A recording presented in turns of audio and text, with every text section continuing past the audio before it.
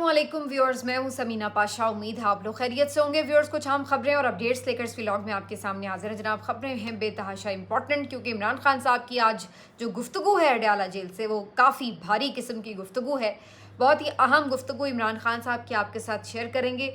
इसके अलावा आज ईमान मज़ारी साहिबा ने भी बेहद अहम तकरीर की है, और जो उनकी तकरीर है वो भी सुनने लायक है, उसके ऊपर भी बात होगी। और फिर इसके बाद कुछ जिक्र करेंगे कि जिस अंदाज से इमरान खान साहब के साथ मज़ीद जेल ट्रायल्स को ख़त्म करने की कोशिश शुरू की जा रही है, इसके साथ साथ ये भी आपको बताएंगे कि किस तरह रज़ी दादा जो सहाफ़ी हैं उनके मामले पर नून लीग बाकायदा एक प्लान और मुनज़्ज़म कैंपेन के साथ मैदान में उतर चुकी है। ये सब कुछ इस व्लॉग का हिस्सा। आपसे रिक्वेस्ट है कि चैनल को सब्सक्राइब कर लें अगर अभी तक सब्सक्राइब नहीं किया। नाज़रीन, अगर आप इस दौर में जी रहे हैं तो आप बहादुरी की, दलेरी की अगर कोई तारीफ़ देखना चाहते हैं और उसको इंसानी मुजस्सम शक्ल में देखना चाहते हैं, तो आज के दौर में आप इमरान खान को देख लीजिए। इमरान खान के मौक़िफ़ से आपको भले इख्तिलाफ़ हो या इत्तेफाक हो, आप उनके सियासी नाक़िद ही क्यों ना हो, लेकिन ये तो आपको मानना पड़ेगा कि जो भी उनका मौक़िफ़ है, बहरहाल वो उसके ऊपर डट कर खड़े हैं और किसी भी किस्म के खौफ और डर का शिकार नहीं हुए। हर तरह के मुश्किल हालात के बावजूद उन्होंने जिस दलेरी से जेल काटी है, उसके मोतरफ उनके अपने दुश्मन भी हो चुके हैं, और आज भी उनकी दलेरी में कोई कमी नहीं आई है। आज भी वो किसी मौक़िफ़ पर लचक दिखाने के लिए राज़ी नज़र नहीं आते, बल्कि आज का जो उनका पैगाम है वो मज़ीद आपको क्लैरिटी भी देता है और मज़ीद आपको ये बताता है कि वो किसी किस्म की कोई डील या समझौते के कायल नहीं है। इमरान खान साहब का आज तोशाखाना 2 केस का ट्रायल था, और इसमें बहनें और फैमिली मेम्बर्स और जो उनके वकला हैं वो भी जा सके, जिसके बाद अलीमा खान साहिबा ने आकर इमरान खान साहब का पैगाम पहुँचाया। अलीमा खान साहिबा ने इमरान खान साहब की तरफ से बेसिकली 4 से 5 निकात पर बात की। अलीमा खान साहिबा कहती हैं कि इमरान खान साहब ने सीधा सीधा फील्ड मार्शल आसिम मुनीर का नाम लेते हुए उनके नाम पैगाम भेजा है, और पैगाम कुछ यूँ है कि आप जो कुछ मेरे साथ और मेरी बीवी के साथ कर रहे हैं, जिन हालात में आपने हमें रखा है, हमारी किताबें बंद हैं, बच्चों से बात नहीं कराई जाती, मुलाकातें बंद कर दी जाती हैं, और जिस अंदाज से हमें बिल्कुल आइसोलेट कर दिया जाता है, जो भी हमारे साथ आपने हालात रवा रखे हैं, अगर आप ये सब सोच के कर रहे हैं कि आप इससे हमें तोड़ लेंगे, हमें झुका लेंगे, तो आप ये जान लीजिए कि हमने ला इलाहा इल्लल्लाह का कलमा पढ़ा है, और जो ये कलमा पढ़ लेता है, इसको समझ लेता है, इसका मतलब समझ लेता है, फिर वो किसी से खौफज़दा नहीं होता। तो आप जितना भी जुल्म कर लें, हम आपसे नहीं डरेंगे, हम नहीं झुकेंगे, हम शिर्क नहीं कर सकते, हम इसीलिए यजीदियत और फ़िरौनियत को कबूल नहीं करेंगे, कभी इसके आगे सर नहीं झुकाएंगे, आपसे जो बन पड़े आप करके देख लीजिए। तो अलीमा खान साहिबा ने इमरान खान साहब का ये पैगाम वाज़े तौर पर आसिम मुनीर साहब का नाम लेकर दिया है। दूसरा, उन्होंने फिर जो मुल्क की हालात हैं उसके ऊपर बात की और कहा कि जनरल याह्या ने भी अपने इक़्तिदार को तवील करने के लिए, क्योंकि वो कोई इलेक्टेड बंदा तो था नहीं, तो ज़ाहिर है जब कोई आप बग़ैर इलेक्शन के, बग़ैर किसी जवाबदेही के खौफ से किसी ओहदे पर पहुँच जाते हैं और फिर उसके बाद आप उसके साथ रहना चाहते हैं, तो फिर आप उसके रास्ते में जो भी रुकावट आती है उसको हर जायज़ या नाजायज़ तरीके से अबूर करके उस पर रहना चाहते हैं। यही जनरल याह्या ने किया, जिसके नतीजे में मुल्क 2 टुकड़े हो गया, और अब ऐसी ही सूरत हाल पाकिस्तान की बना दी गई है जनरल आसिम मुनीर के दौर में। इमरान खान साहब कहते हैं कि जिस अंदाज से लोगों पे जुल्म किया गया, इलेक्शन चोरी हुआ, जिस अंदाज से मीडिया उसका गला दबाया गया, उसकी साख ज़ीरो कर दी गई, जिस तरह से अदलिया की क्रेडिबिलिटी ख़त्म कर दी गई, उसको ग़ुलाम अदलिया बना लिया गया। हालांकि ये इदारे बनने में बहुत बरस लगते हैं, लेकिन महज अपने मफादात की खातिर जैसे इन इदारों को तबाह बर्बाद किया गया है, इसके बाद इमरान खान साहब कहते हैं कि मुल्क में मज़ीद सिर्फ तबाही लाई जा सकती है, इसमें मुल्क की कोई बेहतरी नहीं हो सकती जब आप मुल्क की इदारे तबाह कर दें। तो इमरान खान साहब कहते हैं कि मैंने इलेक्शन से पहले एक पेशगोई की थी, और वो पेशगोई ये थी कि तमाम तर जुल्म और जबर के बावजूद पाकिस्तान तहरीक इंसाफ इलेक्शन में क्लीन स्वीप करेगी। और इमरान खान साहब कहते हैं अब मैं एक और पेशन गोई कर रहा हूँ, और अब मेरी पेशन गोई ये है कि पाकिस्तान के हालात बड़ी तेज़ी से उस जानिब बढ़ रहे हैं कि जहाँ पर आपने जो हालात श्रीलंका के देखे, बांग्लादेश के देखे और अभी रिसेंटली नेपाल के देखे, क्योंकि पाकिस्तान में जिस नहज पर आप ले आए हैं, आपने इदारे भी तबाह किए हैं, आपने मईशत को भी तबाह कर दिया है। मुल्क का जो इस वक्त गरीब है वो पिस चुका है, और यही वजह है कि अब वो दिन दूर नहीं कि लोग इस गुर्बत की वजह से, माशी बदहाली की वजह से, नाइंसाफ़ी की वजह से, इस जुल्म की वजह से बाहर सड़कों पर निकलेंगे और कानून भी हाथ में लेंगे, और फिर वैसे ही हालात नज़र आएंगे जो हमें नेपाल में, बांग्लादेश में नज़र आए। तो इमरान खान साहब कहते हैं कि आपने मईशत का ये हाल कर दिया है इस वक्त कि आपका जो मुल्की कर्ज़ है वो पिछले 3 साल में जितना था उससे अब डबल हो चुका है, और ये वैसे आदाद शुमार के मुताबिक बात ठीक है। और जो आपके इमरान खान साहब कह रहे हैं 45%, जबकि हफीज़ पाशा साहब के मुताबिक तो अगले चंद महीनों में जो आपकी ख़त गुर्बत से लकीर नीचे जा रही है गरीबों की, उसकी तादाद 50% होने वाली है, यानी आधी आबादी आपकी ऑलमोस्ट ख़त गुर्बत से नीचे है, जो अपनी 2 वक्त की रोटी पूरी नहीं कर सकती। तो जब ये हालात आ जाएं तो इमरान खान साहब कहते हैं कि फिर उस मुल्क में अमन, इस्तेहकाम, स्टेबिलिटी, तरक्की, खुशहाली कैसे हो सकती है। तो इमरान खान साहब ने ये एक बहुत बड़ी बात की है कि मुल्क के हालात बड़ी तेज़ी से उस जानिब जा रहे हैं जहाँ पे नेपाल के हालात आपने देखे। इसके अलावा इमरान खान साहब ने अफ़गानिस्तान के मामले पर एक दफ़ा फिर से ज़ोर दिया, कहा कि जब से आसिम मुनीर साहब आए हैं उन्होंने आकर जानबूझकर अफ़गानिस्तान के साथ मामलात ख़राब करने की कोशिश की, उनके ख़िलाफ़ ऐसे स्टेटमेंट्स भी दिए, उनके लोगों को जिस तरह ज़ोर ज़बरदस्ती धक्के देकर बाहर निकाला अफ़गानियों को, और जानबूझकर ऐसे लगा कि उनके साथ मामलात को ख़राब किया गया है। इसकी वजह इमरान खान साहब के मुताबिक एंटी अफ़गान तालिबान जो लॉबी है उसको खुश कर रहा है, और ये बाहर के ममालिक में, मगरब में ये साबित करना है कि वो ही सिर्फ ये दहशत गर्दी और जो इंतहा पसंदी है उससे निमटने की सलाहियत रखते हैं, और उनका वजूद एज़ सरबराह यहाँ पे बड़ा ज़रूरी है। तो इसलिए उन्होंने ये सारा जो है मामला इस अंदाज से हैंडल किया अफ़गानिस्तान वाला। तो इमरान खान साहब कहते हैं कि इसके नतीजे में मुल्क में मज़ीद बदअमनी होगी, मज़ीद दहशत गर्दी बढ़ेगी और मज़ीद जानों का नुकसान होगा। ये बहुत दफ़ा वो पहले कह चुके हैं, फिर उन्होंने बात की है कि इस मसले का हल ये है कि ऑपरेशन बंद किया जाए और जो भी रेलेवेंट लोग हैं उनके साथ गुफ्तगू करके मामलात को अमन की तरफ लेके जाया जाए, ना कि आप एक ऐसी अनएंडिंग लड़ाई में चले जाएं कि जहाँ पर हर रोज़ आपका नुकसान हो रहा हो, शहादतें हो रही हों, और उसमें चाहे आपके आम शहरी हों, चाहे आपके फ़ौजी हों, चाहे पुलिस एहलकार हों, वो भी तो हमारे ही लोग हैं। तो अगर वो शहीद हो रहे हैं तो वो भी हमारे लिए तकलीफ दे बात है। तो इमरान खान साहब कहते हैं कि ये एक अनएंडिंग लड़ाई की तरफ आप चले जाते हैं। तो इमरान खान साहब का इसके ऊपर मौक़िफ़ हमेशा से वाज़े है। इसके अलावा इमरान खान साहब ने अपने जो पार्टी के लोग हैं उनको भी पैगाम दिया और कहा है कि जो आप ये होम्योपैथिक किस्म की अपोजिशन कर रहे हैं इससे बाज आ जाएं। आपकी एक राय थी कि जनाब अगर हम अच्छे बच्चे बन के रहेंगे, अच्छे तरीके से सिस्टम के अंदर रह के सिस्टम के साथ चलेंगे, मामलात को बेहतरी की तरफ बातचीत और मफाहमत के साथ लेकर चलेंगे तो शायद हमारे लिए काफ़ी चीज़ें बेहतर हो जाएंगी। लेकिन इमरान खान साहब कहते हैं कि आपने ये करके देख लिया, अब आपको समझ आ जानी चाहिए कि ये सब करने के बावजूद भी आपके साथ क्या हुआ है। आपकी मज़ीद सीटें चोरी की गई हैं, आपको नाअहलियाँ देकर आपको सज़ाएँ सुनाई गई हैं 10-10 साल की। आपकी पार्टी जो है वो मुसलसल अताब का शिकार है, आप अभी तक घरों से रोपोश हैं, आप घरों में आराम से रह नहीं सकते। तो आपके लिए क्या बदला? अगर आपने नरम ऑपोजिशन की या आपने थोड़ी इसी सिस्टम के अंदर रह के गुंजाइश पैदा करने की कोशिश की तो क्या आपको कुछ मिला? बदले में आपको और दबाया गया।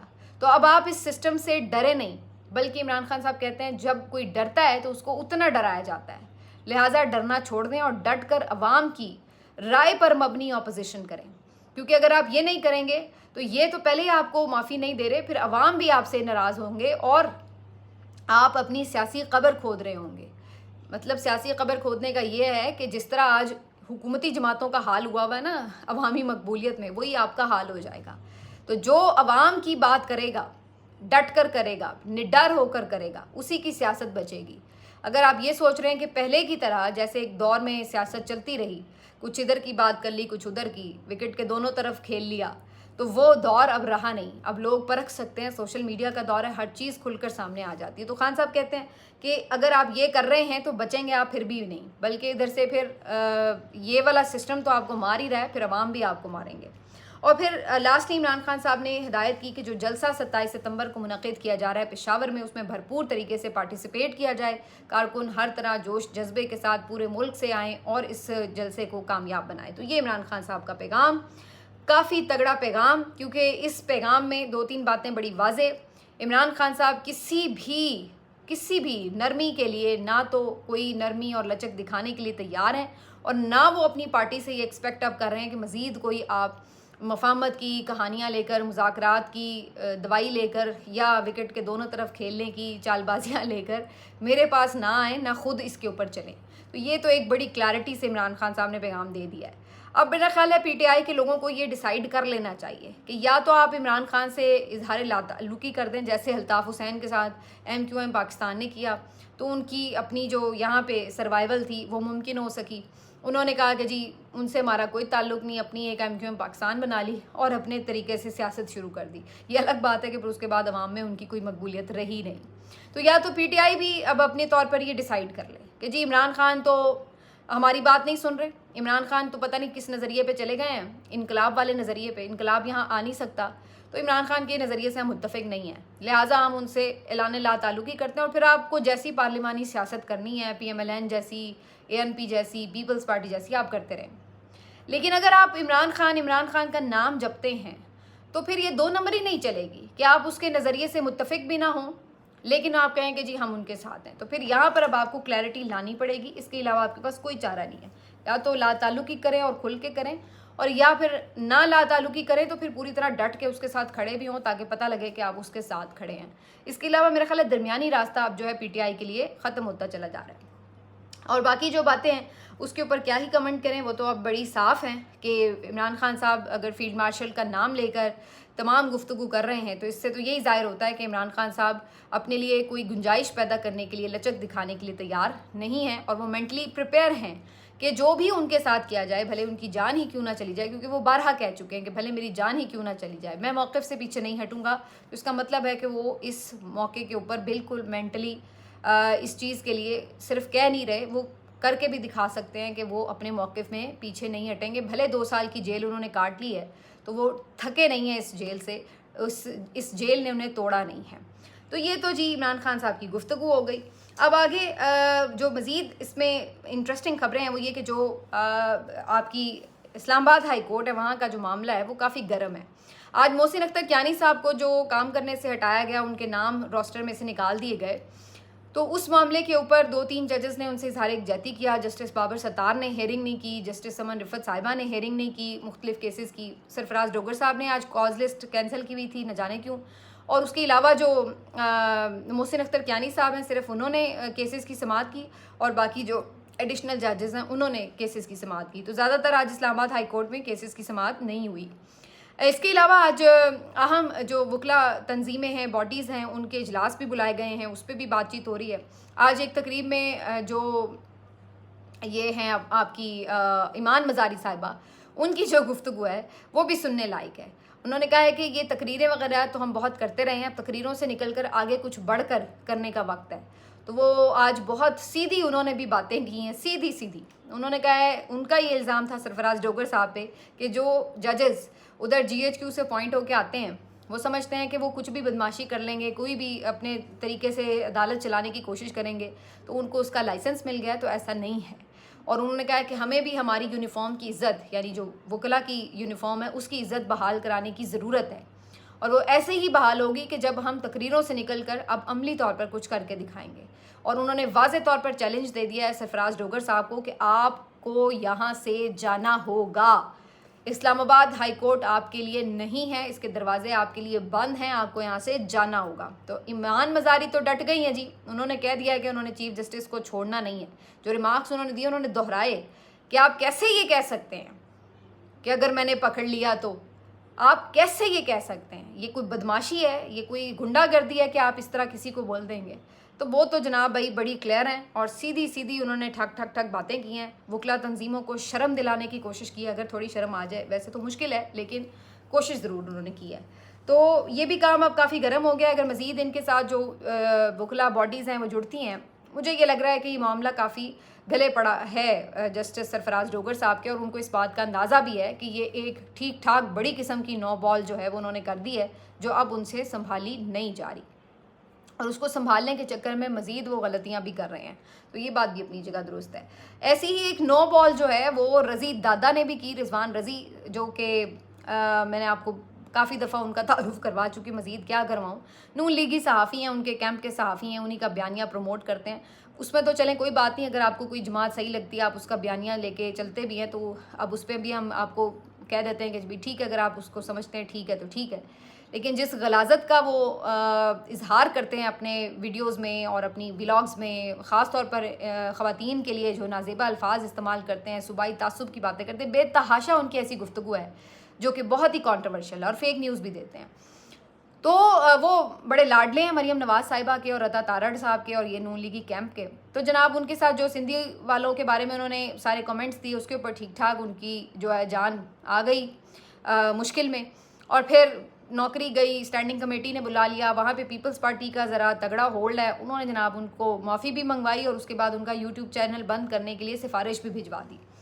अब उसके ऊपर यहाँ तक तो पहले जब उनके रिमार्क्स आ रहे थे तो तभी सब कहने लगे कि जी हाँ ठीक है, ये रिमार्क्स नहीं देने चाहिए थे वगैरह। लेकिन जब यहाँ पर कार्रवाई शुरू हुई तो अब पूरे जो PMLN के अंदर उनकी एक हमायत याफ्ता विंग है तो वो एकदम मुतहरिक हो गया। उसमें इनके जो हामी लाइक माइंडेड सहाफ़ी हैं वो भी, और जो इनके खुद यानी सियासतदान हैं वो भी, और सबसे बढ़कर आज तो खुद मरीम नवाज़ साहिबा भी मैदान में उतर आई हैं और इन सब ने मिलकर रज़ी दादा का दिफा शुरू कर दिया है। और उन्होंने ना सिर्फ ये कि ये कह रहे हैं कि जी, यहाँ तक तो बहुत से और सहाफ़ी, इंडिपेंडेंट सहाफ़ी भी कह रहे थे कि चलो भी अगर उन्होंने माफ़ी मांग ली उन रिमार्क्स पे तो ठीक है, अब बात ख़त्म होनी चाहिए और उनको एक वार्निंग दे के जो मामला है उसको ये नहीं करना चाहिए कि उनका यूट्यूब चैनल भी बंद कर दें। तो इजहार राय के जो हामी हैं, आज़ादी इजहार राय के, वो सब इस बात पे कायल थे कि चलिए उनको आपने नौकरी से निकाल दिया, अब जो उनका यूट्यूब चैनल है वो बंद ना करें। लेकिन दूसरी तरफ यहाँ तक तो बात चलने समझ में आ रही थी कि भाई ठीक है, आगे उससे बात अब बढ़कर बड़ी बारीकी और बड़ी तेज़ी के साथ और बड़ी जिसको कहें आपके होशियारी के साथ इस पूरी बहस का रुख जो है वो मोड़ दिया गया है सूबाइयत की तरफ। पिछले चंद घंटों में ख़ास तौर पर मैं नोटिस कर रही हूँ कि एकदम कुछ अकाउंट्स एक्टिव हुए हैं और उन्होंने जनाब एक ही लाइन पकड़ी हुई है, वो ये कि जनाब रज़ी दादा तो पंजाब का मुकदमा लड़ रहे थे, रज़ी दादा तो पंजाब की हिमायत में बात कर रहे थे और रज़ी दादा के साथ ये सलूक किया गया है। तो ये देखिए जनाब, सिंधी और पंजाब ये जो पश्तून हैं ये इस तरह कहते हैं, वैसे जो इनके साथ जो मर्ज़ी करें आप। लेकिन उन्होंने आपके ऊपर कितनी सूबाई तासुब की छाप लगाई है कि जो पंजाब का मुकदमा लड़ रहा था बंदा, उसके खिलाफ ये सारे बरसरे पेकार हो गए उसके साथ। अब वो जनाब रज़ी दादा को मजलूम बनाकर पेश करें कि जनाब रज़ी दादा तो कोई बहुत ही दूध का धुला हुआ और पंजाब के हुकूक का जो है वो अलमबरदार शख्स है, और जनाब उसको तो बड़ा कोई जानबूझ के सूबाइयत के नज़र से देखते हुए उसके साथ बड़ा निशाना बनाया जा रहा है, उसको विक्टिमाइज़ किया जा रहा है। तो अब सारे ये जो नून लीगी अकाउंट्स हैं वो एक्टिव हुए हैं, उसमें फुल सूबाइयत कार्ड, पंजाब जाग, पंजाबी जाग वाला नारा लगाकर कूद पड़े हैं। और उनके दरमियान अब गुफ्तगू इस बात पे नहीं हो रही कि जी उसके रिमार्क्स वाकई गलत थे, नहीं देने चाहिए थे, बल्कि इस बात पे हो रही है कि जनाब उनके रिमार्क्स तो ठीक हैं इसलिए कि जनाब पंजाब हमेशा कुर्बानियाँ देता है और सिंधी जो हैं वो हमेशा रोते हैं और बलोची रोते हैं और पख्तूनख्वा वाले रोते हैं, वो नुकसान भी पहुंचाते हैं, उनको कोई कुछ नहीं कहता। जो फ़लाँ हैं वो पाकिस्तान के ख़िलाफ़ बात करते हैं, उन्हें कोई नहीं पकड़ता। जो फ़लाँ सहाफ़ी हैं वो तो पाकिस्तान के मुखालिफ बात करते हैं, उन्हें कोई नहीं पकड़ता। रज़ी दादा ने पंजाब का मुकदमा लड़ा तो उसे जनाब आपने सज़ा सुना दी। तो अब उसको बड़े तरीके के साथ जो है वो एक सूबाई मुहिम की तरह बदलने की कोशिश, नाकाम कोशिश की जा रही है। बात यह है कि लोग अब बड़े समझदार हैं। सूबाइयत चाहे पंजाब की हो, सिंध की हो, किसी भी हवाले से अगर आप सूबाइयत का कार्ड खेलते हैं तो वो गलत है। जहां आपकी महकूम कौमें हैं, जो आपके महकूम पाकिस्तानी हैं, चाहे वो किसी भी सूबे के अंदर हों, पंजाब में भी जुल्म हो रहा है, बलूचिस्तान में भी लोगों के साथ बड़ी ज़्यादती हुई है, सिंध में भी होती है, खैबर पख्तूनख्वा के भी लोग बेचारे बड़ी कुर्बानियाँ दे चुके हैं। और ऐसा नहीं कि पंजाब में नहीं हुआ, पंजाब में भी बहुत कुर्बानियाँ दी हैं और बड़ी उनके साथ भी ज़्यादतियाँ हुई हैं। लेकिन इसका ताल्लुक इस बात से नहीं है कि कौन किस सूबे से है या क्या नहीं है। और उस एक ऐसे शख्स को जिसके मुंह से सिर्फ गलाजत टपकती है, सिर्फ उसको डिफेंड करने के लिए अब आप बीच में सारी सूबाई जो कौमियतें हैं उनको आपस में लड़वाने के पीछे चल पड़े हैं ताकि किसी तरह उसको डिफेंड कर सकेंगे जी वो ठीक था। तो ये एक बहुत ही काबिल मुज़म्मत बात है। ये बात ठीक है कि हम भी पहले कह रहे थे कि भाई जो उन्होंने किया है, आपने माफ़ी भी मंगवा ली है, चैनल से हटवा दिया है तो ठीक है, लेकिन यूट्यूब चैनल जो है अगर वो चला रहे हैं तो अच्छा है, चलता रहे, लोगों को इनकी असलियत का तो पता चले कि नून लीगी के फेवरेट लोग कैसे हैं। ये गलाजत बकने वाले ये मरीम नवाज़ के फेवरेट हैं तो ज़रा पता तो चले। तो वो जो पोती साहिबा हैं वो अपने दादा जान को बचाने के लिए मैदान में बाकायदा उन्होंने प्रेस रिलीज़ जारी किया जी, हम उनके साथ खड़े हैं। तो कहने का मकसद ये कि मैं तो चाहती हूँ उनका चैनल चले ताकि पता लगे कि ये जो इनके अंदर की सोच है वो किस किस्म की है और इनको क्या गंद पसंद है। तो मैं तो चाहती हूँ चले। वैसे भी आज़ादी ज़ाहिर राय पे पाबंदी होगी तो कल यही बात ये हमारे बारे में कहेंगे कि जी इनकी भी किसी बहाने बंद कर दो, वैसे ही तुले बैठे हैं किसी भी वक्त कर भी देंगे। तो कहने का मेरा मकसद ये है कि यहाँ तक तो बात ठीक है, लेकिन अगर आप इसकी ओट में, इसकी आड़ में अगर आप ये समझते हैं कि आपस में जो आपके मुख्तलिफ सूबों से ताल्लुक़ रखने वाले लोग हैं उनको आमने सामने कर दें और एक सूबाइयत का कार्ड जो है वो चला के अपनी मकबूलियत भी हासिल करेंगे जी नून लीग को पंजाब की बड़ी फ़िक्र है, तो ये जी बड़ी पंजाब में सरगर्म पार्टी है, तो ये वाला कार्ड अब चलना नहीं है। नून लीग को पंजाब में 2024 में बेतहाशा बुरी और इबरतनाक शिकस्त हुई। घर की सारी इनकी सीटें ये हारे, लाहौर में 12 सीटें ये हारे हैं और इनके अपने वालिद मोहतरम यास्मीन राशिद से हारे, ये ख़ुद महर शराफत से हारी, हमज़ा शहबाज जो हैं वो आलिया हमज़ा से हारे, तो ये सारे हारे हुए लोग हैं। तो आपको पंजाब मुस्तरद कर चुका है, पहले ही कर चुका है। तो आप इस तरह के नारों से अगर अपनी जो बची खुची सियासत है उसको कोई थोड़ा सा रिवाइव करना चाहते हैं तो उसमें तो इनको कोई कामयाबी होगी नहीं।